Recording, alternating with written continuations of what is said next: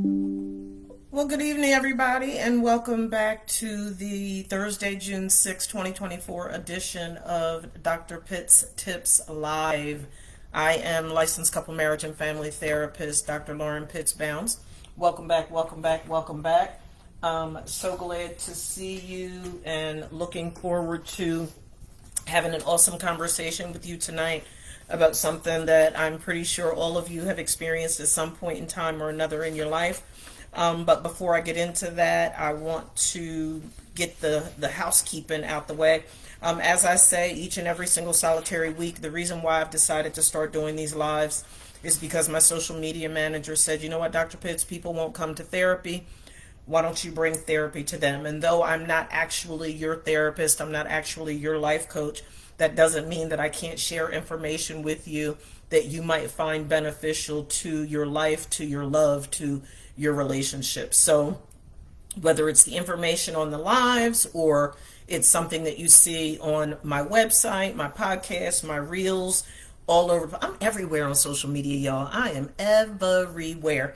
But that is absolutely positively okay. I want you to know that the purpose of the information that I'm sharing is just that. It's information. The responsibility is on me to convey to you the importance of you understanding that you must find your own behavioral, relational, or mental health practitioner to help you to deal with the things that are going on in your life.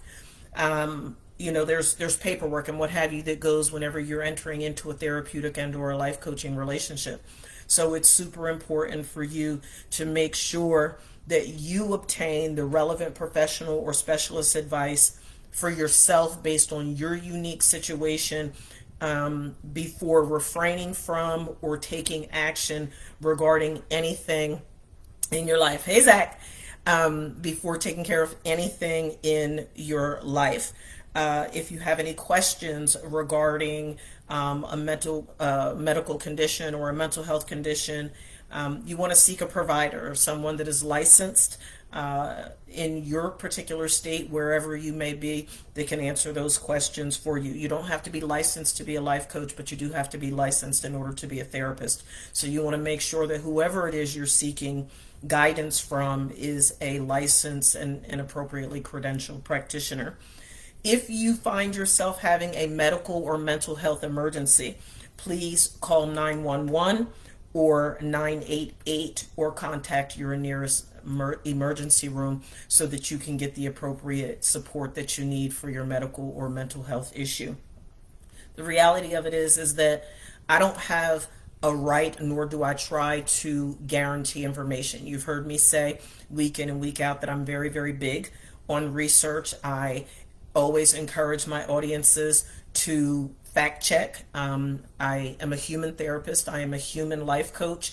And there may be times that, you know what, there's an error on my part as it relates to my research. So I strongly encourage you to do that.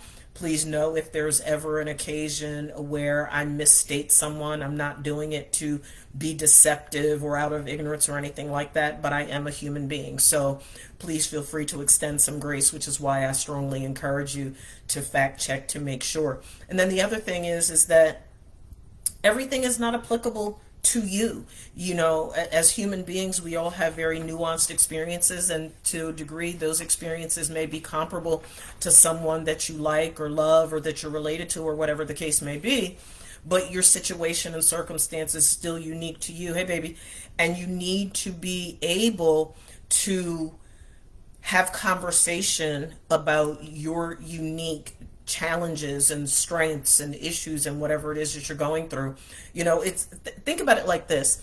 If you have high blood pressure, you shouldn't be taking the blood pressure medicine of a family member or a friend or a colleague just because they have high blood pressure too. It's that same concept that you need to make sure that you're getting the treatment that is relevant for your particular situation and circumstance. So what I want to talk to you about tonight is misconceptions. Well, Dr. Pitts, what are you talking about misconceptions? I am so glad that you asked. I'm talking about misconceptions in the context of your intimate relationships. And this is a conversation that comes up quite frequently in my clinical work. Many of you have heard me say before that, I love the work that I do. And it comes with a bunch of different nuances, right? I'm dealing with other people's problems and challenges all day, every day. But I will tell you that the population that I absolutely positively love working with the most is couples. I love, love, love, love, love doing couples work, so much so that my colleagues that don't like to do couples work tend to kick their couples to me to work with. I get so much fulfillment out of it. So when I talk to you tonight about misconceptions, my challenge to you, my call to action to you is this. I challenge you to be as honest and as vulnerable and as transparent as you can possibly be with yourself. You've heard me say before that one of the things that we say in treatment is the first step to recovery is admitting that you have a problem. You cannot confront or conquer something that you don't acknowledge is a problem in your life. And relationships is no exception. So let's get into it. So research has shown us that there are four misconceptions. There's four misinformed areas, if you will, that people enter relationships, intimate relationships, that they enter intimate relationships having. And as we're going through this, I want to challenge you to reflect upon your life, to reflect upon your love relationships. You've heard me say time and time again that there's this repetitive cycle, right? There's a repetitive cycle of broken relationships where you find yourself connected to people who are either abusive or dysfunctional. And people say things to me like, well, Dr. Pitts, every person I've ever been in a relationship with has cheated on me, or every person that I've ever been in a relationship with fights on me, or every person that I've ever been in a relationship with, has a mental health issue or needs to be rescued or something along those lines. But folks, each of us is the common denominator in every single solitary relationship that we find ourselves in. So you have to take ownership of what is it that you're bringing to the relationship equation, because you're the common denominator. So you can't keep projecting and transferring all of your baggage onto other people. You have to look in the mirror, and you looking in the mirror is going to show you, have you been navigating life with relationship rose-colored glasses on? Some of you, let's keep it real, have been navigating life with blinders on. Some of you have been walking around with like a bandana tied around your eyes, just blatantly choosing to ignore all of the red flags that are slapping you all in the face, they're busting you in the head, they're sticking a pole in your ear, and all these things. And then you wonder why you feel as horribly as you do. Well, you feel as horribly as you do because you have not taken inventory of the reflection looking back at you in the mirror. And that's a problem. So here are the misconceptions. Number one, we expect exactly the same thing from the relationship. People make the mistake of thinking that just because they're compatible, that just because, there's chemistry, that just because you have similar backgrounds and all of these things, you fill in the blank. You went to college together, you had the same major, or you grew up in the same hometown and you like the same sports teams and all of these things. People think that somehow that defaults to the exact same expectations in the relationship, and that couldn't be further from the truth. It doesn't happen that way, and we'll get more into that in a moment. The second misconception is people think that everything good in their relationship is going to automatically get better. In what world? You have two unique individuals that are navigating life and love and relationship and all of the stuff that you came in the relationship with and all of the stuff that comes up within the relationship. Why would you think that everything is just going to automatically get better? That's a fantasy world. That's not real life. Real life has ebbs and flows and peaks and valleys, and your intimate relationships are not going to be any different. They are not going to disappoint. There's going to be ups and downs and ebbs and flows and peaks and valleys, and sometimes sheer craziness. You're going to feel like you're on a roller coaster ride, and that's okay, But you need to know that that's going to happen. Third misconception: everything bad in my life will disappear. I cannot tell you how many conversations that I have with clients who are either dealing with a savior complex or a superhero complex, or just because of their mommy and daddy issues, or grief and loss associated with a loved one that died tragically or something like that. They want to be everybody's saving grace.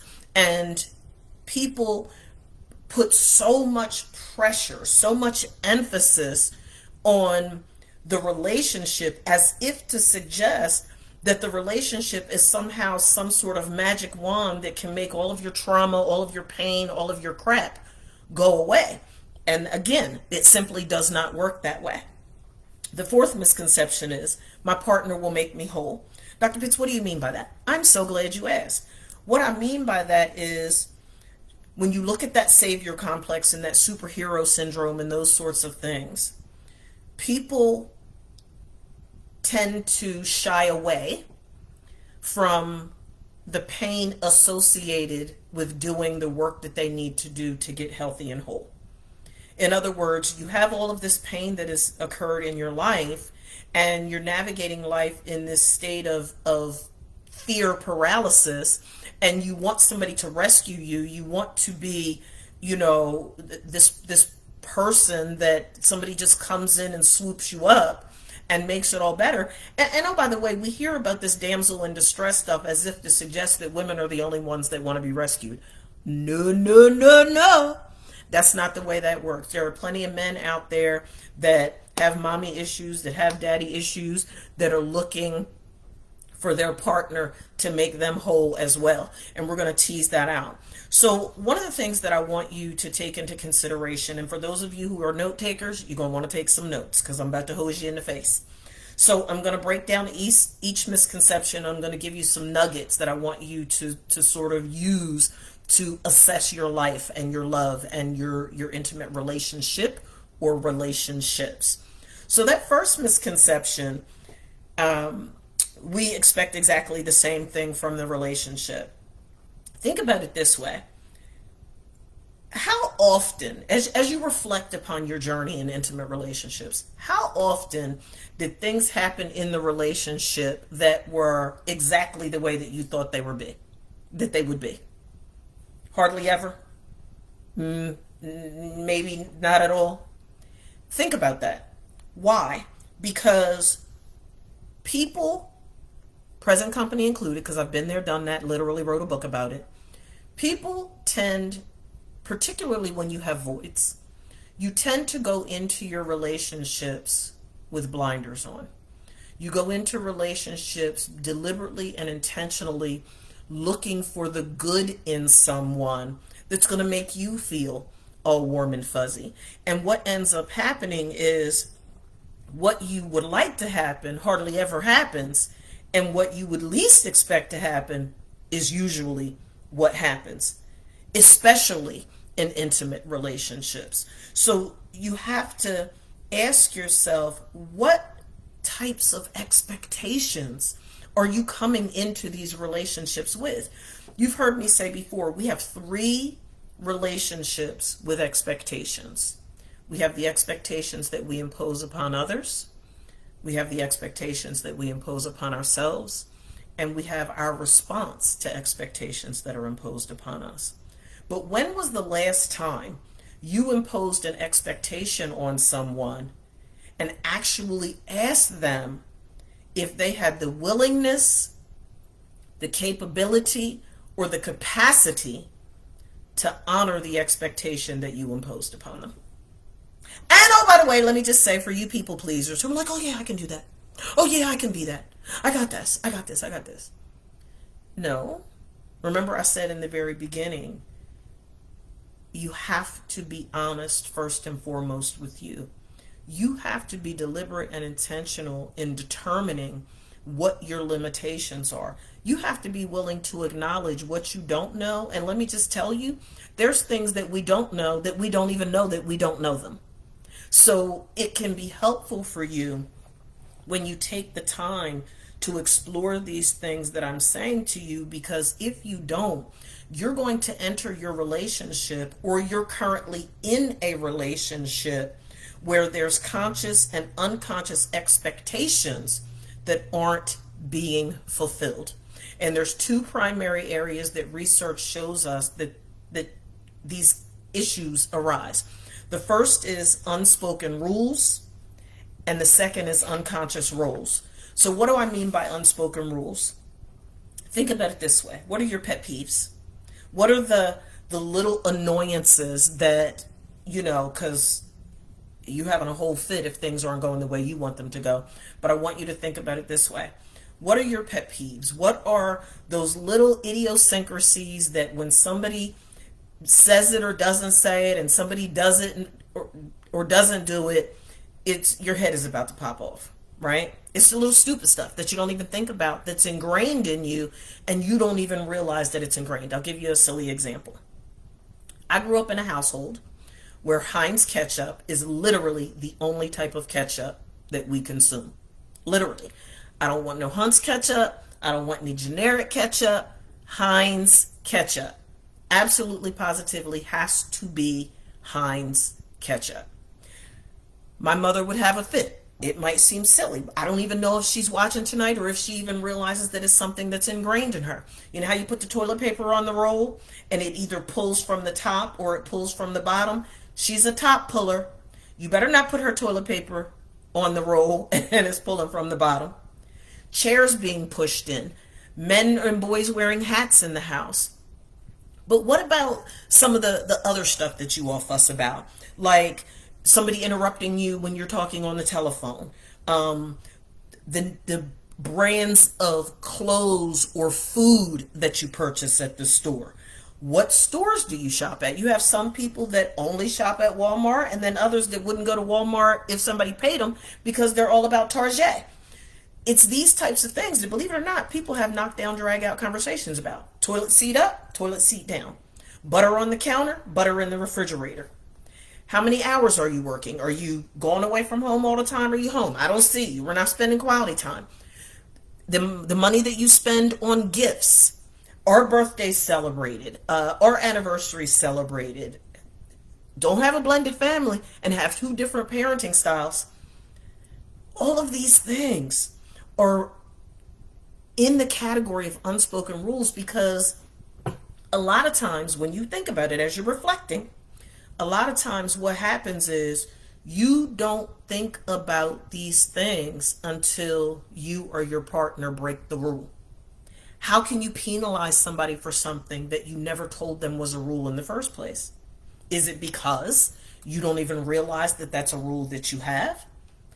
That's why the self-assessment is so important. That's why it's so important for you to look in the mirror. That's why it's so important for you to give yourself permission to check yourself and be like, you know what, when I think about it, it really does bother me when X, Y, or Z happens, no matter how petty or stupid it might be. Does it bother you when you have to recycle and people don't put the recyclables in the recycle bin? Does it bother you if somebody doesn't go get the mail the day that it's delivered and you go out and there's a week's worth of mail in the mailbox? These are the types of things that you have to have conversations about. And I know it sounds stupid, it sounds petty, but how many of you have argued about these things in your relationship? If you don't make it a point to be deliberate and intentional in having these discussions about your pet peeves, your relationship can end up like a live minefield. And you don't want that. My personal brain, not my clinical brain, my personal brain just does not get why folk are totally okay arguing, fussing, and fighting, screaming, yelling, hooping, and hollering. Like, for the life of me. Life is so short and so sweet. This is an argue-free zone. You know what? No. This is an argue-free zone. We're going to talk like mature, responsible adults, whether we're upset or not. I'm not arguing over anything major. I'm not arguing over anything small. I'm not arguing over anything in the middle. It is a personal choice that that boundary governs every aspect of my life. I'm not arguing. I'm not fussing. I'm not fighting. If we can't have a mature, responsible conversation that leads to problem resolution and conflict resolution, maybe we need to wait until cooler heads prevail. But we darn sure ain't arguing about over nothing stupid. We're not arguing about nothing major either. But oh my gosh, the boxes from Amazon, and they didn't get broke down. How come they didn't get broke down? When do you pay your credit card bill? Do you pay it off at the end of each month? Do you pay your bills on time? Do you pay them late? Do you pay them early? These are all the types of things that people are arguing about, but they're pet peeves. They're pet peeves that are ingrained in each of us because of how we were raised in previous relationships and lessons learned. But you got to own them, because if not, you're leaving your partner in the dark. The second thing is unconscious roles. A lot of times, again, because we were all raised very differently, our view of the roles that we hold within our relationships are different, right? So I grew up in a household where some men are gentlemen, some men aren't. But I am married to a distinguished gentleman. And I tell folks all the time, I don't open doors. I don't have to. He doesn't want me to. I'm good, right? But there was an incident where my mom came to visit us and he went to open her car door, and she wasn't really angry or anything like that, but she fussed at him about it, and he was like, Mom, I don't know what to tell you. This is how I was raised. Like, I open doors. I'm a gentleman. You got to have those conversations, and they don't have to be argumentative or combative conversations. Some people live in households where only the men or the boys take out the trash. Others live in households where the trash is running over. Whoever sees it takes it out. Why would you have an argument about that? You have to have conversations about money and child rearing and discipline and communication with family and planning events and the whole 9 yards. And if you don't have those conversations about what your individual expectations are regarding these roles, you can find yourself arguing and fussing and fighting and stuff about stuff that you shouldn't even be arguing and fussing and fighting about. One of you more than likely is a planner. One of you is probably more analytical than the other. One of you is probably more organized and detail oriented than the other. One of you is probably a better cook than the other. One of you is probably a better gift giver than the other. All of those things and a laundry list of additional ones fall under that category of unconscious roles. I tell folks that my clients laugh at me because I'm like, I don't do laundry. What do you mean? I don't have to do laundry. My husband does laundry. He's a military kid. He has doing laundry down to a science. The running joke in our household is that he is addicted to doing laundry. Guess what? I let him. My clothes always smell wonderful. They're always folded neatly. All I have to do is put them away. Why would I trip because I'm a female and my husband wants to do laundry? That's crazy. Why argue about that? Not going to do it. The reality of it is that the expectations that you bring into your relationship have the ability to make or break the relationship. And if you allow everything about those expectations to happen by default, you're going to find yourself in a contentious, unhappy, painful relationship, and you don't deserve to be miserable. But you got to make some choices. The second misconception: everything good in our relationship will get better. I like to explain it this way. For those of you who are old school and you have your playlist and whatever device it is you're listening to all your love ballads on and all of these things, what I call the woo woo woo music, the baby making music, right? A lot of the lyrics to these songs that we have listened to over the years convey to us that everything is going to be all right. We're going to make it last forever. I love you to the moon. But I mean, just think about it. Like Keith Sweat is coming to mind, and Jodeci, and the Commodores, and Enchantment, and Marvin Gaye, and oh my goodness, the list just goes on and on and on and on and on. And everybody had these amazing, amazing songs, and a lot of them we played at our weddings, and we brides came into them, and they were the most just the most amazing love songs you could ever want to hear in your life. But the truth of the matter is that despite the lyrics and all of these amazing love songs that tell us that everything is going to be okay, everything is going to be wonderful, the reality of it is that everything doesn't always get better. Sometimes things get worse. And there's a number of reasons why things get worse. But you have to know, you have to expect that because of those ebbs and flows and those peaks and valleys, just like many things can improve in your relationship, a lot of things can absolutely, positively get worse. Dr. Pitts, what are some of the reasons why things get worse?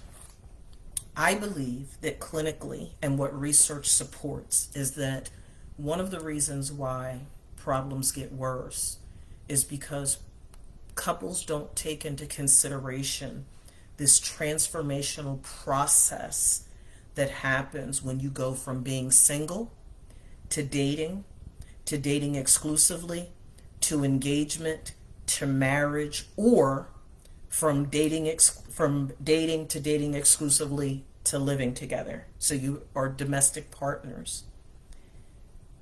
Research says that it's a rite of passage that requires us to mourn what we're leaving behind. So in some people's case, dependent upon how young they are when they enter into the committed relationship, they may be leaving behind or giving up their childhood. Think about those that have been teen moms. I was 19 when I got pregnant with my son. Think about those that were much younger than that. And oh, by the way, not only did they have a child as a teenager, but they stayed in the relationship. There's a part of childhood that is forfeited. If you were older than that and you didn't necessarily forfeit a part of your childhood, you forfeited a part of your adulthood, because what you did was you gave up that carefree, chill, laid back lifestyle of being single, and now you find yourself in a relationship with new boundaries, new limitations, or what should be, if you plan on having a healthy and sustainable and fulfilling relationship. In other words, you're going to find yourself, and my guess would be a lot of you are already there, you're going to find yourself dealing with a number of unexpected inconveniences. Because now it's not just you. Now, what do people say? I'm not used to having to answer to somebody. I'm not used to having somebody, want to know my every move. I'm not used to somebody wanting to clock me. Why do you need to know my location? Why do I need to share my location with you? Why do you need to see my phone? Why do you need to, drive my car? These are the types of things that you need to consider. What's important for you to understand where this misconception is concerned is that in life and love and relationships, there are going to be trade-offs. And those and let me just emphasize, this information is for those of you that want to actually have a healthy, fulfilling, and sustainable relationship.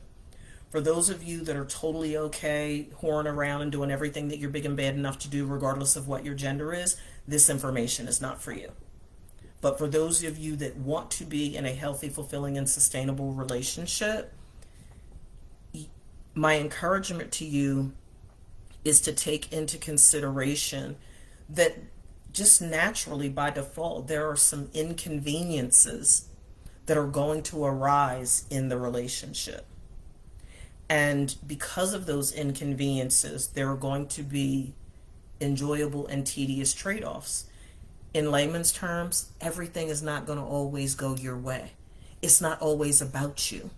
Relationships is a fluid exchange of having your needs met.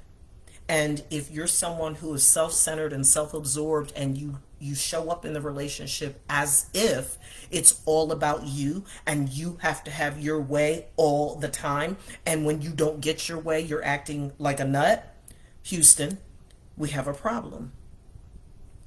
You have to be willing to be pliable.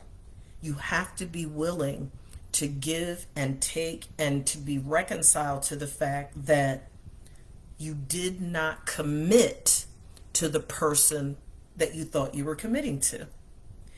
I would argue that 99.9% of people send their representative when they first start dating somebody.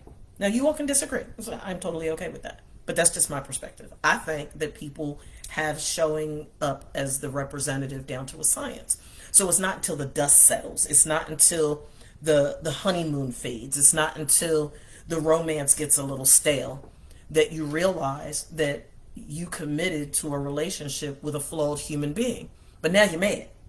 Now you say things like, well, Dr. Pitts, they did a bait and switch on me. Did they? Did they really?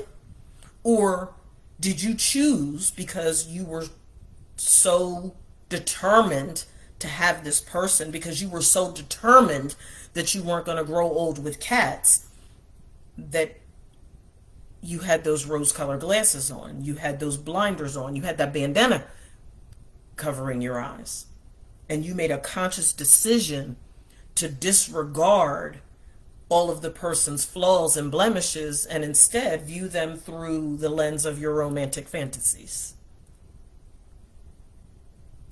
I've been doing this work a long time, and I see that happening quite a bit. But the reality of it is that the honeymoon stage of life and relationship, it always fades. There's research that shows that it may last 3 months or 3 years, but the reality of it is it's going to fade. The woo woo woo dies down. It absolutely, positively dies down. And eventually you will wake up and you will come to realize that you married a human being that's just as flawed, if not more flawed, as you are. So what do you do with that information? You have to be real. You have to be honest. One of the things that I'm going to teach you how to do this activity real quick so that I can get to these other other misconceptions is there's a term that we use clinically as it relates to entering relationships with the blinders on and what have you. And what it suggests is that you're so busy looking at your partner through rose-colored glasses that you idolize them. You put them up on a pedestal. They can do no wrong. Everything that they do in the beginning of the relationship, oh my gosh, it's so cute. It's so acceptable. It's so wonderful. It's so amazing, until it's not. And here's the thing. You don't even think about how you got into the relationship in the first place. Yep, I'm going to go there. You ready? Put your seatbelt on. Here we go. Many years ago, I think it was my dad, was the first time that said to me, baby girl, if they'll do it for you, they'll do it to you. Ooh, what's that mean? You know what it means. It means anybody that is absolutely positively okay being your side piece, or if you're okay being their side piece, why are you shocked when they turn around and do the same thing to you if you entered a relationship with them? Help me to understand that. Because to me it seems, it's not rocket science.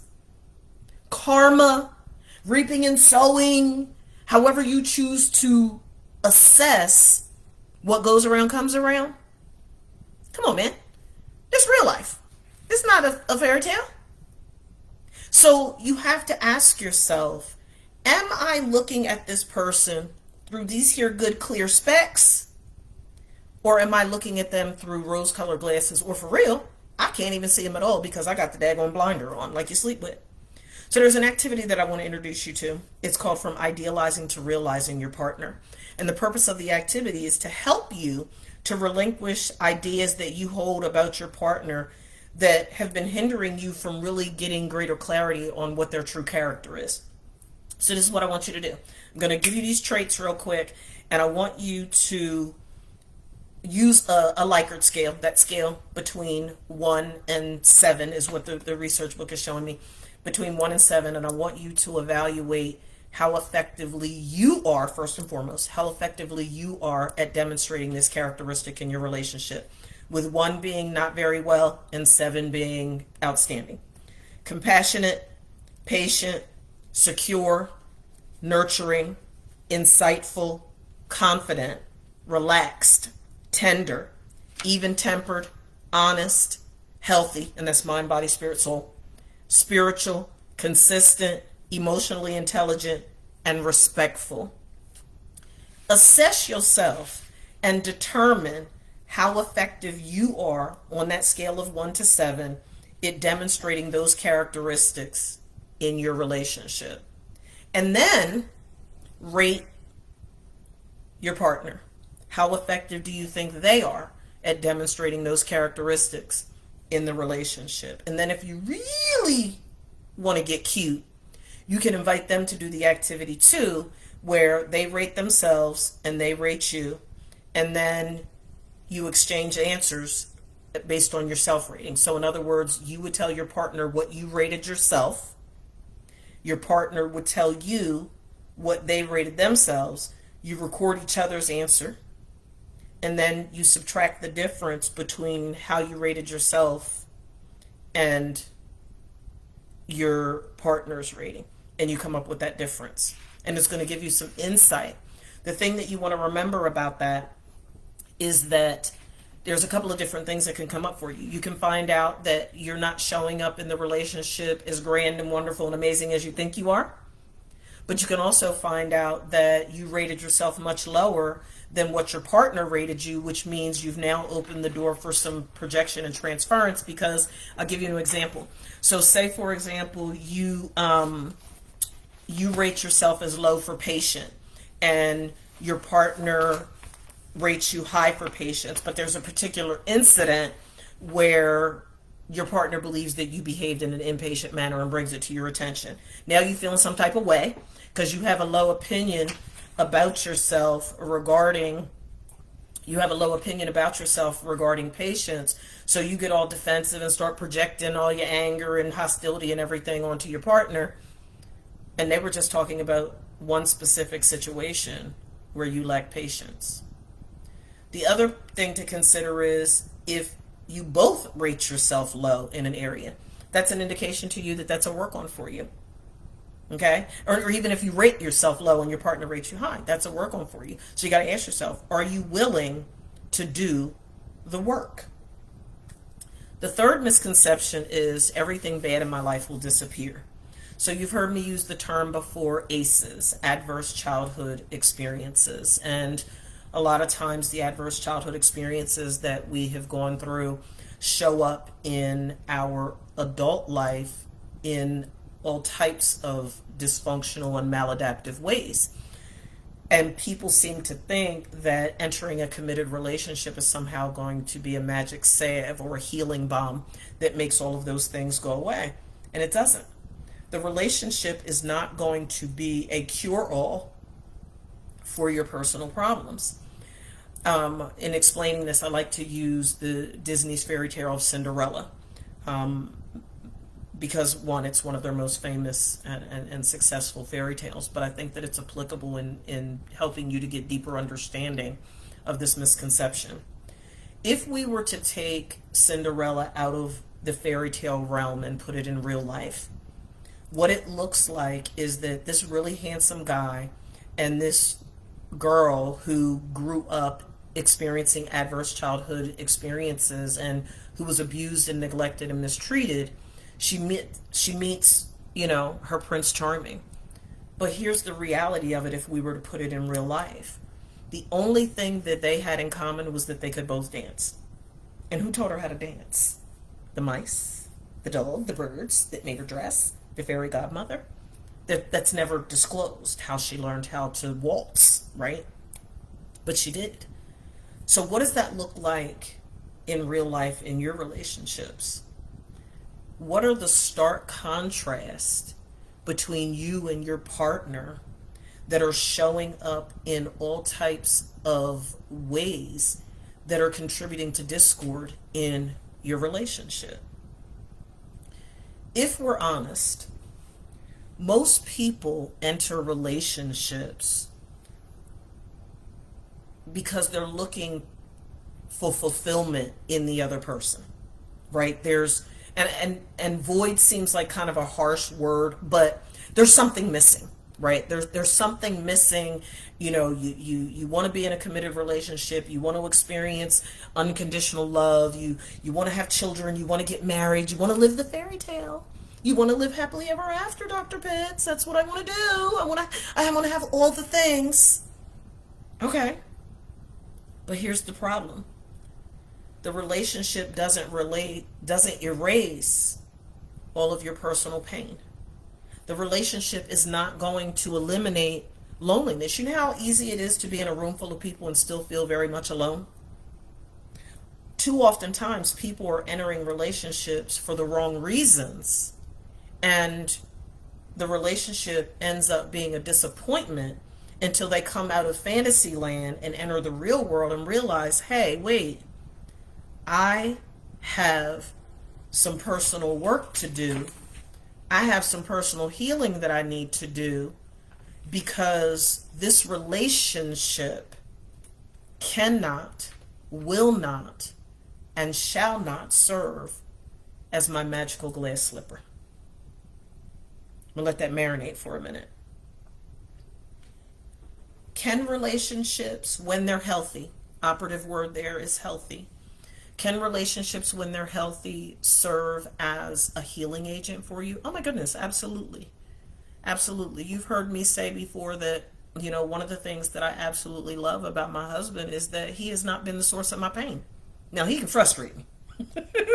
He does frustrate me. But that's that's a prerequisite. He's supposed to. I frustrate him too.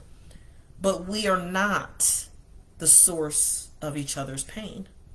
So because of that, we are deliberate and intentional each day of our lives in being a source of healing and comfort for each other as we continue to navigate the healing journey of our adverse childhood experiences and some of the pains and the ills, if you will, that we experienced from previous relationships. The other thing that I want to put on your radar is that even if you haven't had a traumatic background, it's still reasonable to say, and this applies to those of you who had parents that were imperfect. That's the majority of us. For those of you that had the most perfect parent on the face of the planet, God bless you. So glad for you. Yay. But that wasn't most of our stories, right? And I'm not suggesting for a moment that means that, parents were bad or whatever the case may be.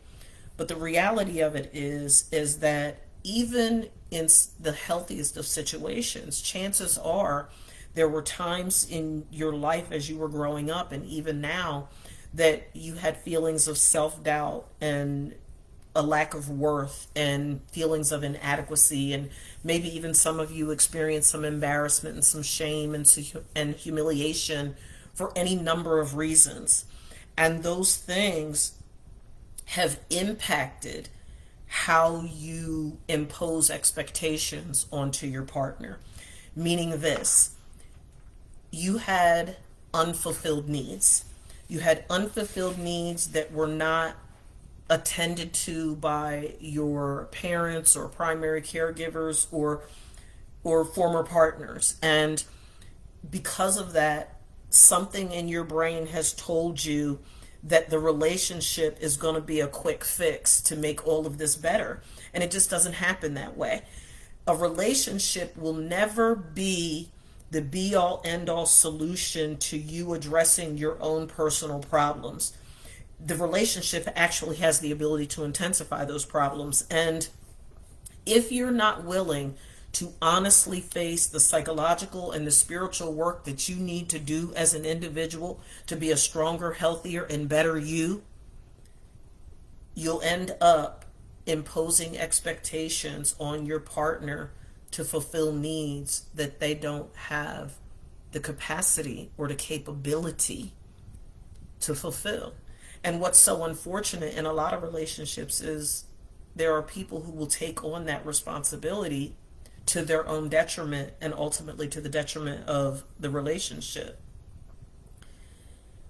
I don't know anybody who has perfect parents. And because I don't know anybody who has perfect parents, I think that it's fair to say that each of us has had longings. We have had the desires of our heart for needs to be met by our parents or caregivers or former partners that weren't ever fulfilled. And the problem with that is that because those needs weren't fulfilled, oftentimes it results in us entering relationships and imposing those expectations to fulfill those needs onto an intimate partner. Well, that's not fair. Hence why we say you got mommy issues, you got daddy issues. And there's an old saying that says that girls marry men that are like their fathers and men marry women that are like their mothers. But what I've come to learn clinically is that people can end up in a relationship, whether they get married or not, with individuals that have behaviors and traits and characteristics that are comparable to both parents.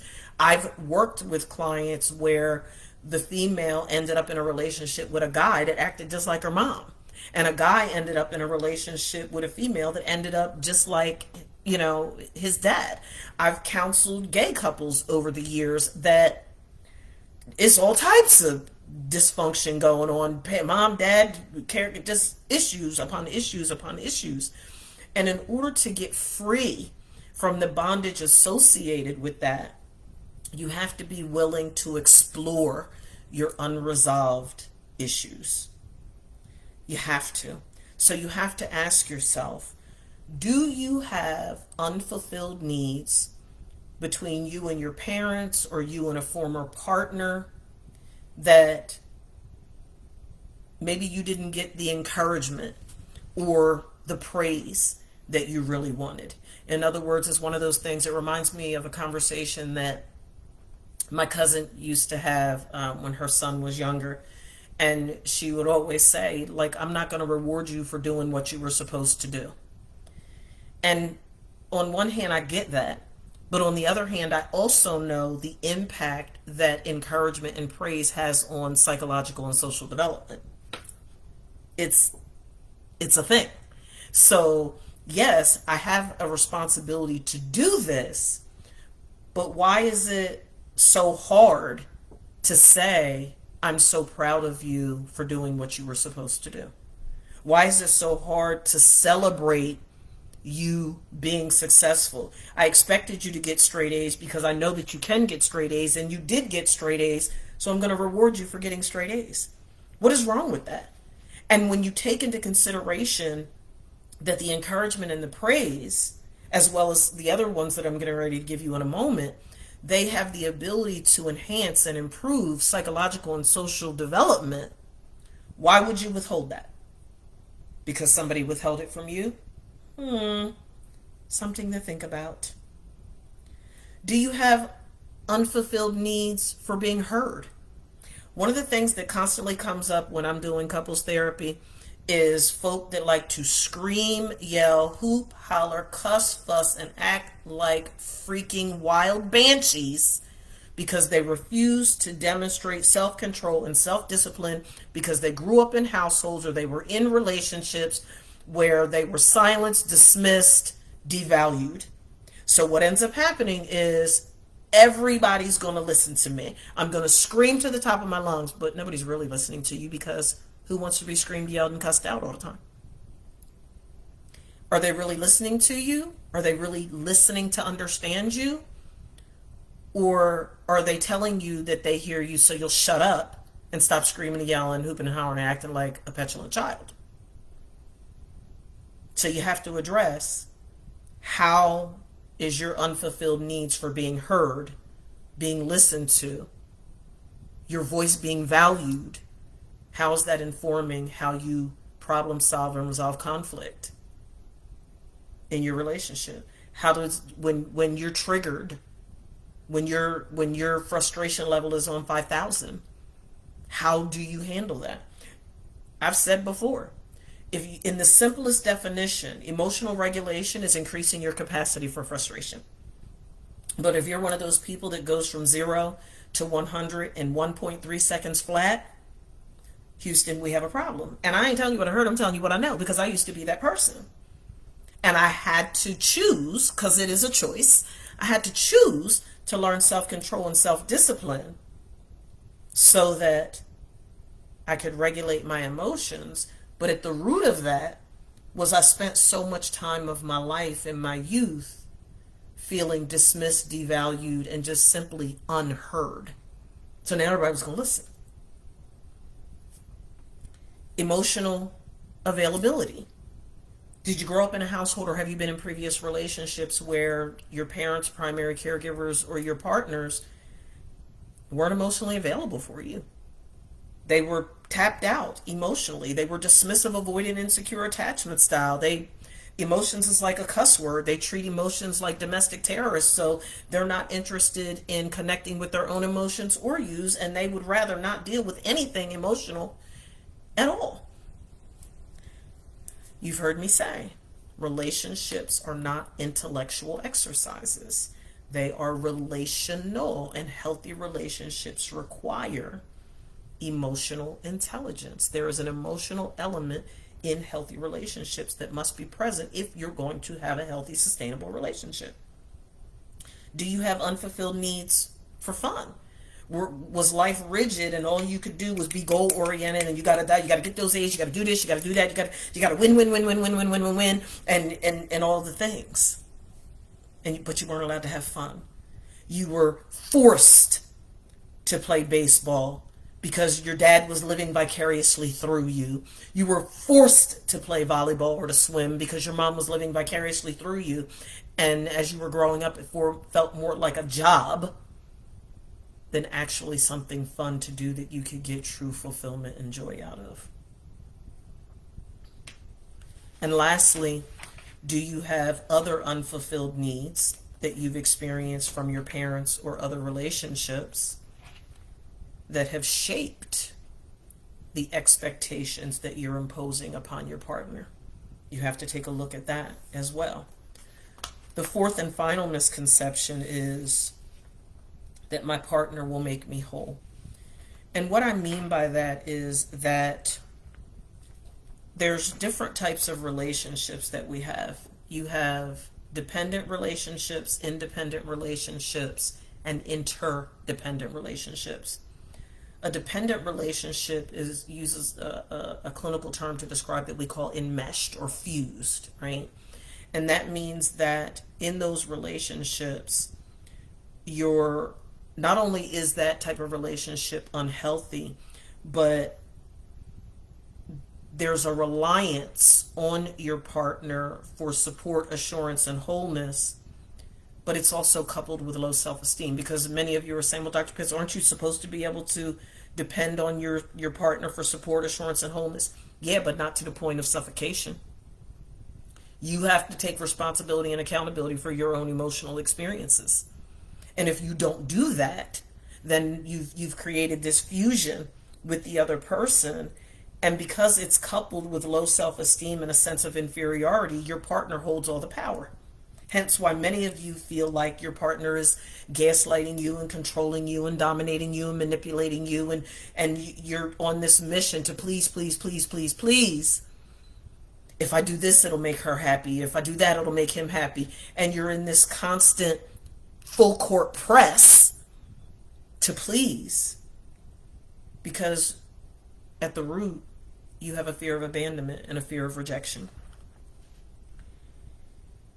In dependent relationships, the focus is on happiness solely and not personal growth. In other words, you're all about, it's all about me. It's all about me. You got to nourish me. You got to take care of me. You got to do that. Me, me, me, me, me, me, me, me, me, me, me, me, me. I want to think I feel. I want to think I feel. I want to think I feel. It's all about you. The flip side of that is what we call a disengaged relationship. And the disengaged relationship is where both of you are so independent that you don't depend on each other, you don't rely on each other, you are still having feelings of inferiority, but you're trying with all of your worth, in vain I might add, to compensate for all of that inferiority by showing the world how amazing you are, how wonderful you are, how independent you are. I don't need nobody. I can do this all by myself. I don't need you. I want you. Who's that sound like? But that's how it goes down. And then you have the interdependent relationship. The interdependent relationship is one of each partner has high self-esteem. You're committed to helping each other grow. You have the ability to stand alone, but you choose to be together in a healthy way. There's mutual influence and emotional support. If one of you decides to leave the relationship, the other one feels the loss, but you're able to bounce back. Those interdependent relationships are where we see people that are securely attached. Whereas those dependent relationships are where we see people who are anxious, preoccupied, insecure attachment style, or fearful, avoidant, insecure attachment style, because the parties involved have a strong couple identity, but very little individual self-esteem. They lean on one another, but if one moves, the relationship is crashing and burning. And a lot of times we'll see if one partner outgrows the other. The independent relationship is where each of you is super independent. You're standing alone. You're self-sufficient. You really don't have much influence over each other. There's little to no couple identity and little to no emotional connection. And if one of you leaves, the other one's like, psst, good riddance to bad rubbish. I ain't really like her, no way. She was too needy. I ain't really want him, no way. I mean, I was just bored. And that's it. The reality of it is, in order for you to come to terms with whether or not these misconceptions are present in your life and your relationships, it starts within. You have to look in the mirror.